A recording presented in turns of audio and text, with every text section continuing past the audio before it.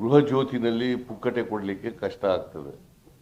ಅದಕ್ಕೋಸ್ಕರ ಈ ಬಾಕಿ ಹಣ ಇದೆಯಲ್ಲ 389.66 ಕೋಟಿ ಈ ಹಣವನ್ನು as A one time measure ನಾವು ಇದನ್ನೆಲ್ಲ ಮನ್ನಾ ಮಾಡ್ತೀವಿ. ಸೊ ಇನ್ನು ಮುಂದೆ ಅವರು ಬಾಕಿ ಕಟ್ಟಬೇಕಾದಂಥ ಅಗತ್ಯ ಇಲ್ಲ. ಕುಟೀರ್ ಜ್ಯೋತಿಯವರು, ಭಾಗ್ಯ ಜ್ಯೋತಿಯವರು ಮತ್ತು ಅಮೃತ ಜ್ಯೋತಿಯವರು ಇವರು ಯಾರು ಕೂಡ ಕಟ್ಟಬೇಕಾದಂಥ ಅಗತ್ಯ ಇಲ್ಲ.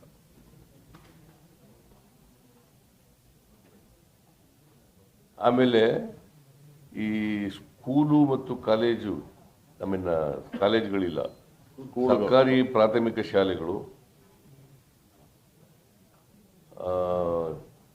ಜೂನಿಯರ್ ಕಾಲೇಜುಗಳು, ಇವುಗಳಲ್ಲಿ ನಾನು ನವೆಂಬರ್ 1ನೇ ತಾರೀಕು ಘೋಷಣೆ ಮಾಡಿದ್ದೆ.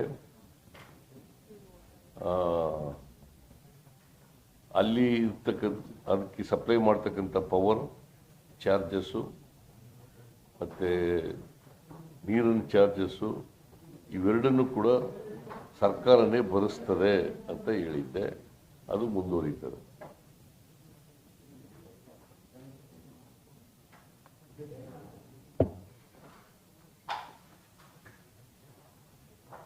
These are the decisions today we have taken.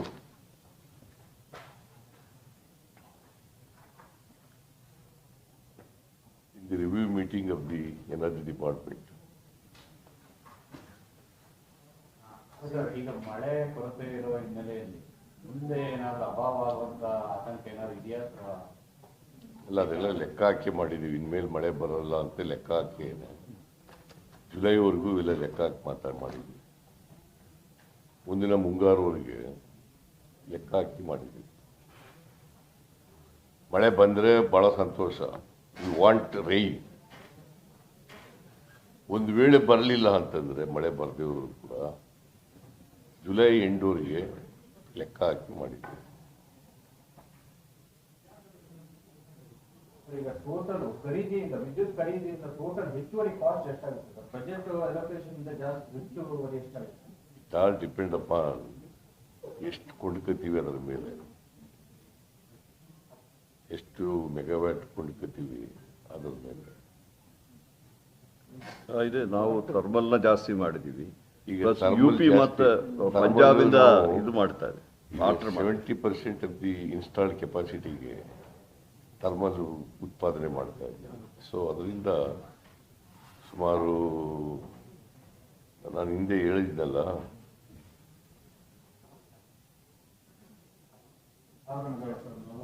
1,000 ಅಷ್ಟು ಮೆಗಾವ್ಯಾಟು. 1000 ಪ್ಲಸ್ ಇಂಪೋರ್ಟೆಡ್ ಕೋಲ್ ಯೂಸ್ ಮಾಡಿದ್ರೆ ಇನ್ನೂ ಜಾಸ್ತಿ ಆಗ್ತದೆ. ಆಮೇಲೆ ಇಂಪೋರ್ಟೆಡ್ ಕೋಲನ್ನು ನಾವು ಉಪಯೋಗಿಸ್ಬೇಕು, ಮಿಕ್ಸ್ ಮಾಡಿ ಡೊಮೆಸ್ಟಿಕ್ ಕೋಲು ಮತ್ತು ಇಂಪೋರ್ಟೆಡ್ ಕೋಲ್ ಎರಡನ್ನೂ ಬ್ಲೆಂಡ್ ಮಾಡೋದ್ರಿಂದ ಅದರಲ್ಲಿ ಸ್ವಲ್ಪ ಹೆಚ್ಚು ವಿದ್ಯುತ್ ಉತ್ಪಾದನೆ ಆಗ್ತದೆ. ಸೊ ಇವೆಲ್ಲ ಕಾರಣಗಳಿಂದ ಯುಪಿ ಪಂಜಾಬ್ ನಾವು ಬಾರ್ಟರ್ ಸಿಸ್ಟಮ್ ಮಾಡ್ತೀವಿ. ನಾವು ಈಗ ಅವ್ರಿಗೆ ತಗೊಳ್ತೀವಿ, ಮಳೆ ಬರೋ ಜೂನಿಂದ ನಾವು ವಾಪಸ್ ಅವ್ರಿಗೆ ಕೊಡ್ತೀವಿ. ಬಾರ್ಟರ್ ಸಿಸ್ಟಮ್ ದುಡ್ಡು ಕೊಡ್ತಾ ಇಲ್ಲ ಯಾವುದಕ್ಕೆ, ಯುಪಿ ಮತ್ತು ಪಂಜಾಬಿಗೆ. ಮತ್ತು ಇದು ಯಾವುದೇ ಖಾಸಗಿದ್ರೆ ನಾವು ಪರ್ಚೇಸ್ ಮಾಡಲಿಲ್ಲ. We are not purchased anything from the private people, the power purchase. ಹೇಳಿ ಇದ್ರು ಉಡುಪಿಯಿಂದ ಬರ್ತಾ ಇತ್ತು.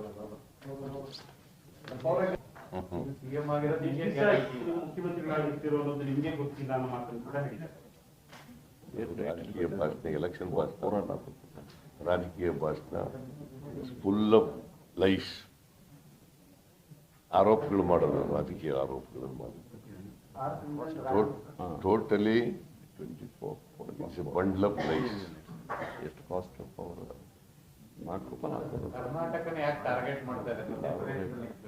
ಯಾಕಂದ್ರೆ ಅವ್ರಿಗೆ ನಿರಾಶರಾಗ್ಬಿಟ್ಟಿದ್ದಾರೆ.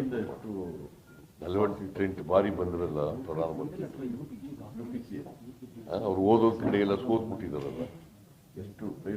ಎಲ್ಲೆಲ್ಲಿ ರೋಡ್ ಶೋ ಮಾಡಿದ್ರು, ಎಲ್ಲೆಲ್ಲಿ ಸಾರ್ವಜನಿಕ ಸಭೆಗಳು ಮಾಡಿದ್ರು, ಎಲೆಕ್ಷನ್ ಕ್ಯಾಂಪೇನ್ಗಳು, ಆ ಎಲ್ಲ ಕಡೆ ಸೋತ್ಬಿಟ್ರು. ಸೊ ಹಾಗಾಗಿ ಅದಕ್ಕೆ ಇವತ್ತಿನವರಿಗೆ ಲೀಡರ್ ಆಫ್ ದಿ ಅಪೋಸಿಷನ್ ಮಾಡಕ್ಕೆ ಹೋಗಿಲ್ಲ.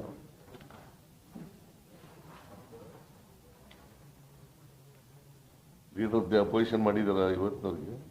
ಹಾಂ, ಅಂದ್ರೆ ಅಷ್ಟರ ಮಟ್ಟಿಗೆ ದಿವಾಳಿ ಆಗಿದೆ ಬಿಜೆಪಿ. ಅವರು ಡ್ಯೂಟಿ ಮಾಡ್ತಾ ಇದ್ದೀರಾ ಸಿಎಂ ಡಿಸಿಎಂ ಅಂತ.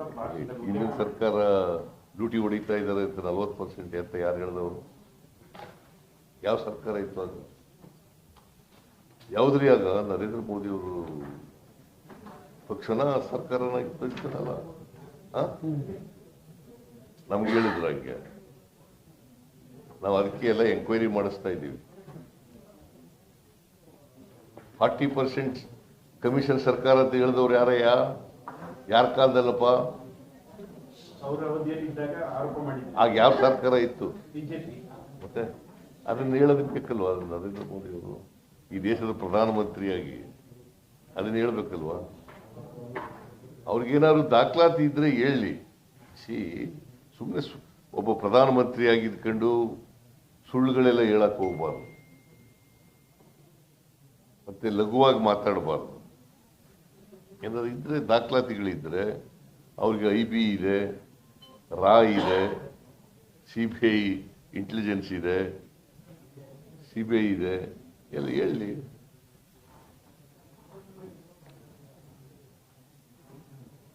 ಇವತ್ತು ದೇಶ ಆರ್ಥಿಕವಾಗಿ ದಿವಾಳಿಯಾಗಿರೋದು. ನಮ್ಮ ರಾಜ್ಯಕ್ಕೆ ಕೊಡಬೇಕಾಗಿರೋದೇ ಕೊಡಕ್ಕಾಗಲ್ಲ ಅವ್ರ ಕೈನಲ್ಲಿ.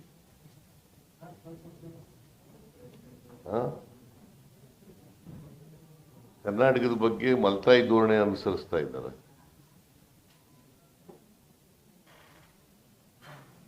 ಇನ್ನೂ ಕೂಡ ಅವರು ಬರಗಾಲದ ಪರಿಹಾರ ಕೊಡಕ್ಕಾಗಿಲ್ಲ ಅವರು ಕೇಂದ್ರ ಸರ್ಕಾರದವರು.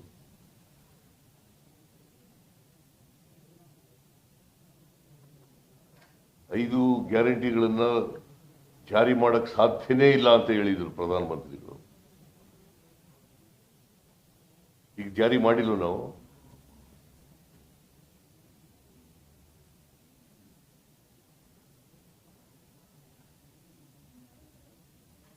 I never expected a statement like this from a Prime Minister of the country. ಅವ್ರಿಗೆ ಶೋಭೆ ತರ್ತಕ್ಕಂಥದ್ದಲ್ಲ ಇದು. ರಾಜಕೀಯ ಭಾಷಣ ಮಾಡೋದು, ರಾಜಕೀಯ ಭಾಷಣ ಮಾಡಿ ಅದು ಎಲ್ಲಿ ಮಧ್ಯಪ್ರದೇಶಕ್ಕೆ ಹೋಗಿ ಭಾಷಣ ಮಾಡಿರೋದು, ಎಲೆಕ್ಷನ್ ಸ್ಪೀಚ್ ಅದು.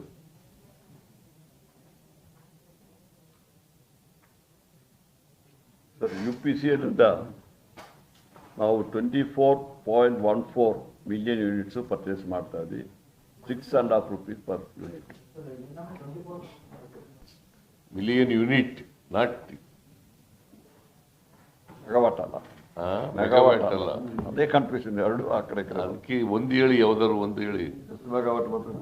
ಹೌದು, 1000 ಮೆಗಾವಾಟ್ ನಾವು UPCಯಿಂದ ಪರ್ಚೇಸ್ ಮಾಡ್ತಾ ಇದ್ವಿ.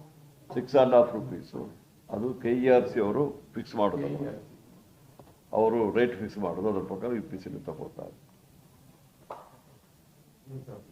ಈಗ ಗ್ಯಾರಂಟಿ ಯೋಜನೆಯಿಂದ ಮಹಿಳೆಯರಿಗೆ ಕೈಗೊಳ್ಳುತ್ತಿರುವ ಹಣವನ್ನ ಮೈಸೂರು ಸೇಲ್ಸ್ ಇಂಟರ್ನ್ಯಾಷನಲ್ ಲಿಮಿಟೆಡ್ ಅಂದ್ರೆ ಈ ಫಂಡ್ ಅಂತ ಪ್ಲಾನ್ ಮಾಡ್ತಿದ್ದ ಯಾರು ಕೂಡ ಸಿದ್ಧ ಆಗ್ತಾ ಇದೆ ಅನ್ನೋದು ಮಾಹಿತಿ. ಸರಿ, ಗ್ಯಾರಂಟಿ ಯೋಜನೆಯಿಂದ ಮಹಿಳೆಯರು ಕೈಗೊಳ್ಳುತ್ತಿರುವಂತಹ ಹಣವನ್ನ Mysuru sales international limited chit fund ವಹಿವಾಟನ್ನ ತೆರಲಿಕ್ಕೆ ಪ್ಲಾನ್ ಮಾಡ್ತಾ ಇದೆ, ಯಾರು ಕೂಡ ಸಿದ್ಧ ಆಗ್ತಾ ಇದೆ ಮಾಹಿತಿ. ಅವ್ರಿಗೆ ಬಿಟ್ಟಿಲ್ಲ, ಬರೀ ಮಾಹಿತಿ ಇಟ್ಕೊಂಡು ಊಹಾಪೋಹಗಳ ಬಗ್ಗೆ ಎಲ್ಲ ಏನು ಯಾಕೆ ಕೇಳಿ.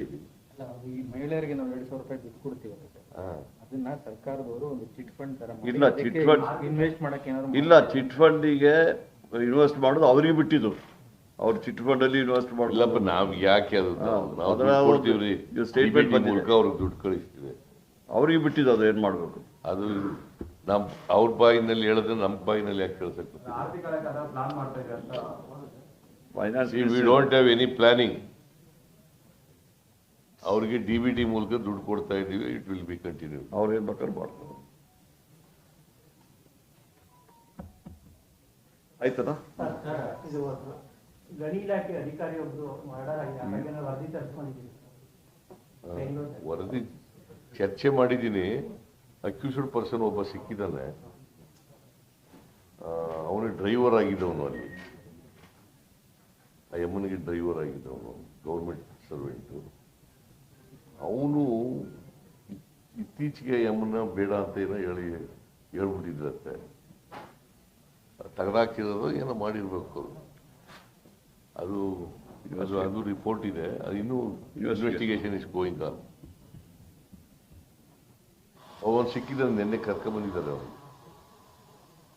ಒಬ್ಬನೇ ಒಬ್ಬ ಡ್ರೈವರು ಮರ್ಡರ್ ಮಾಡಿದ್ದಾನೆ ಅಂತ ಈಗ ಕರ್ಕೊಂಡ್ಬಂದಿದ್ದಾರೆ. ಅವನಿಗೆ ಇನ್ವೆಸ್ಟಿಗೇಷನ್ ಇಸ್ ಗೋಯಿಂಗ್ ಆನ್. ಆಮೇಲೆ ಹೇಳ್ತೀನಿ. ಬ್ರೇಕ್ಫಾಸ್ಟ್ ಮೀಟಿಂಗ್ ಎಲ್ಲ ಮಾಡಿದ್ರು ಸರ್. ಎನರ್ಜಿ ಡಿಪಾರ್ಟ್ಮೆಂಟ್ ಮೊನ್ನೆ ಮಾಡಿದ್ದು, ನಿನ್ನೆ ಇಲ್ಲಪ್ಪ, ಮೊನ್ನೆ ಮಾಡಿದ್ದು. ಅದು ಲೋಕಸಭಾ ಚುನಾವಣೆ ಬಗ್ಗೆ ಚರ್ಚೆ ಮಾಡೋಕ್ಕೋಸ್ಕರ ಕರೆದಿದ್ದು. ಲೋಕಸಭಾ ಚುನಾವಣೆ ಬಗ್ಗೆ ಚರ್ಚೆ, ಯಾಕಂದ್ರೆ ನಾವು ಪ್ರತಿ ಜಿಲ್ಲೆಗೆ ಮಿನಿಸ್ಟ್ರಿಗಳನ್ನ ಅಬ್ಸರ್ವರ್ ಆಗಿ ಹಾಕಿದ್ದೀವಿ. ಅಲ್ಲಿ ಜಿಲ್ಲಾಧ್ಯಕ್ಷರು, MLAಗಳು, ಮಿನಿಸ್ಟ್ರಿಗಳು, ಇಂಪಾರ್ಟೆಂಟ್ ಕಾರ್ಯಕರ್ತರು ಅವ್ರದ್ದೆಲ್ಲ ಅಭಿಪ್ರಾಯ ಸೇಕರಣೆ ಮಾಡ್ಕೊಬೋದು ಕೊಡಿ ಅಂತೇಳಿ ಒಂದು ಅಬ್ಸರ್ವ್ ಮಾಡಿದ್ದೀವಿ.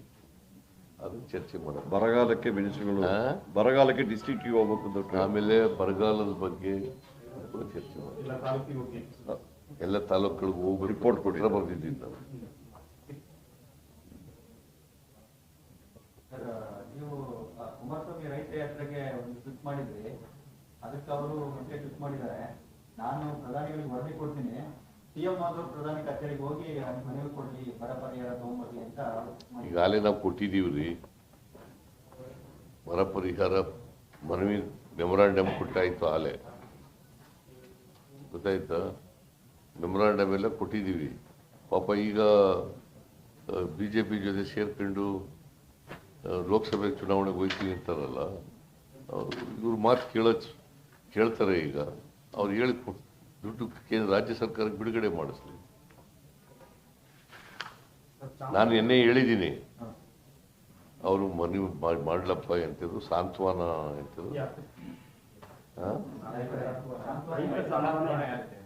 ಮಾಡಲಿ, ಆಮೇಲೆ ವರದಿ ಕೊಡಲಿ. ಆ ವರದಿನೂ ಕೂಡ ನಾವು ಗಂಭೀರವಾಗಿ ಪರಿಗಣಿಸ್ತೀವಿ ಅಂತ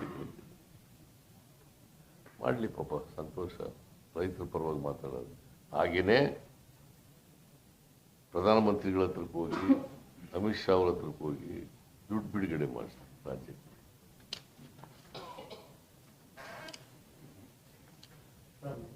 ಆಪರೇಷನ್ ಹಸ್ತ ಅಂತ ಪ್ರಸ್ತಾಪ ಮಾಡಿದ್ದಾರೆ. ರಾತ್ರಿ ಹೊತ್ತು ನೀವು ಕಾಯ್ಕೊಂಡು ಆಪರೇಷನ್ ಹಸ್ತ ಮಾಡ್ತಿರೋ ನರಿಗಳ ತರ ಅಂತ ಆಪರೇಷನ್ ಹಸ್ತ ಮಾಡ್ತಿದ್ದೀರ ನೀವು. 136 ಜನ ಹಸ್ತ ಮಾಡೋ ಪ್ರಶ್ನೆನೇ ಇಲ್ಲ. ಯಾರು ಬರ್ತಾರೆ ಪಕ್ಷಕ್ಕೆ ಅವ್ರು ಸೇರಿಸ್ಕೊತೀವಿ ಅಷ್ಟೇ. No operation. ನಾವು ಯಾರು ನಮ್ಮ ಪಕ್ಷದ ಸಿದ್ಧಾಂತನ, ನಾಯಕತ್ವವನ್ನು ಒಪ್ಕೊಂಡು ಪಕ್ಷಕ್ಕೆ ಬರ್ತಾರೆ, ಅವರು BJP ಅವರು ಇರ್ಬೋದು, JDS ಇರ್ಬೋದು, ಅವ್ರನ್ನ ಒಪ್ಕೊಂಡು ಬಂದರೆ ಬೇಡ ಅಂತ ಹೇಳಕ್ಕಾಗತ್ತಾ? ಪಕ್ಷಕ್ಕೆ ಬರ್ತೀವಿ ಅಂತಂದ್ರೆ ಸೇರಿಸ್ಕೊತಾ ಇದ್ದೀವಿ.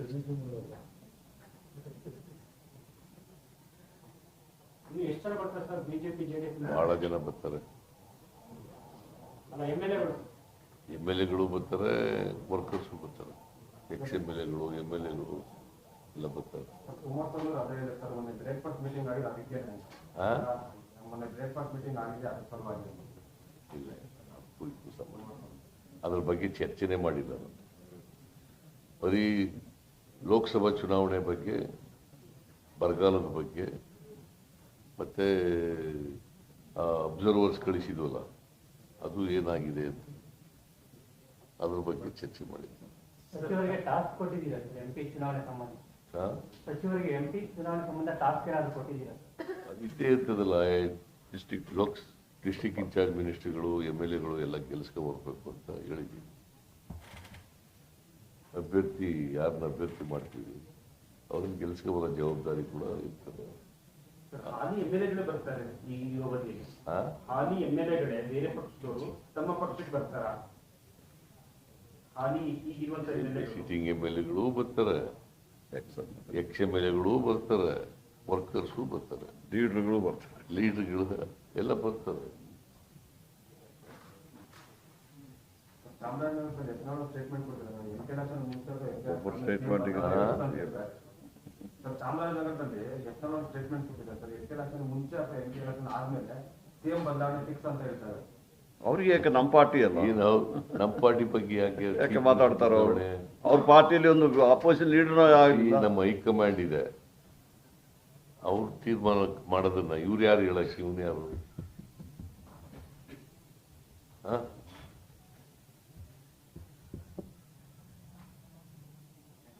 ಆಯ್ತಲ್ಲ, ಓಕೆ, ಥ್ಯಾಂಕ್ ಯು. ನಾನು ಯಾವಾಗಲೂ ಕೂಲಾಗಿರ್ತೀನಿ. ನೀವೆಲ್ಲ ಕೂಲಾಗಿದ್ರೆ ನಾನು ಕೂಲಾಗಿರ್ತೀನಿ. ಜನಗಳೆಲ್ಲ ಕೂಲಾಗಿದ್ರೆ ನಾವು ಕೂಲಾಗಿರ್ತೀವಿ. ಜನ ಪೀಪಲ್ ಆರ್ ಹ್ಯಾಪಿ. ಬಟ್ ಪಾಪ ಇವ್ರಿಗೆ ಲೀಡರ್ಗಳಿಗೆ, ಬಿಜೆಪಿ ಅವರಿಗೆ, JDSನವ್ರಿಗೆ ಸಹಿಸ್ಕೊಳಕ್ಕಾಗ, ಡೈಜೆಸ್ಟ್ ಮಾಡ್ಲಿಕ್ಕೆ ಆಗ್ತಾ ಇಲ್ಲ, ಡೈಜೆಸ್ಟ್ ಮಾಡ್ಕೊಳಕ್ಕಾಗ ಆಗ್ತಾ ಇರೋದು. 136 ಬಂದಿದೆ ಅಲ್ಲ, ಅದನ್ನ ಪಾಪ ಹತಾಶರಾಗ್ಬಿಟ್ಟಿದ್ದಾರೆ.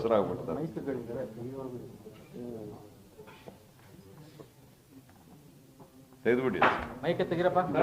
ಫೈಲ್ ಬಂದ್ಮೇಲೆ ಬೈಕ್ ಬರ್ತಾ